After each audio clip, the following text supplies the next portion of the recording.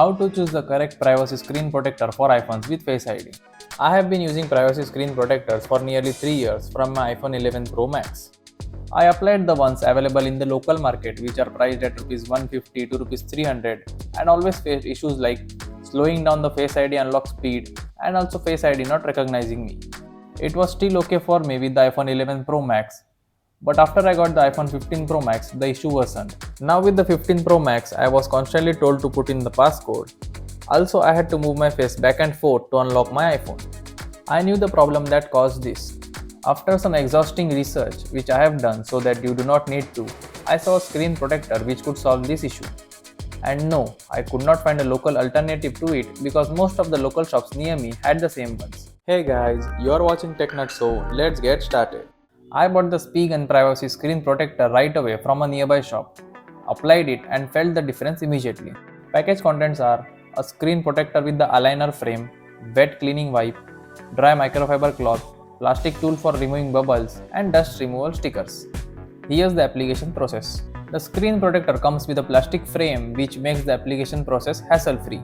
Remove the old one.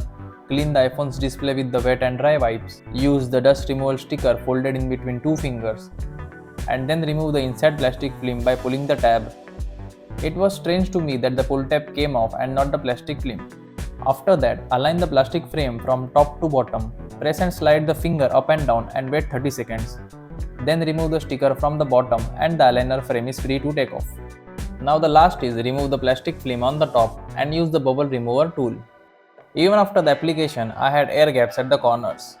Went to the shop from which I had bought the screen protector and he then used some liquid glue to fill in the air gaps.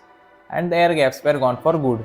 Privacy screen protectors use a technology called micro louver to narrow the viewing angle of the screen. It's basically a filter which provides a tint on the display. We can see how the tint works. So if this tint covers the Face ID sensors, it is going to cause problems which I have faced with the local privacy screen protectors.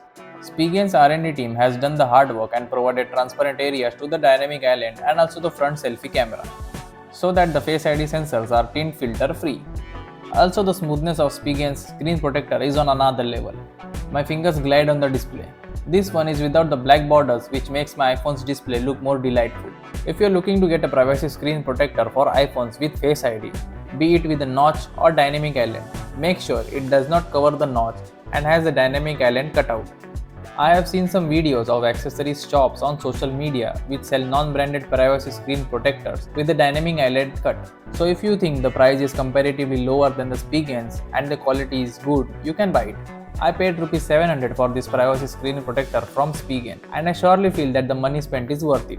So here I end my video. This was my perspective on how you should choose the perfect privacy screen protector for iPhones with Face ID. Drop your queries in the comments below and the relevant ones will be answered. If you have any tech queries, follow and DM me on Instagram. I am happy to help.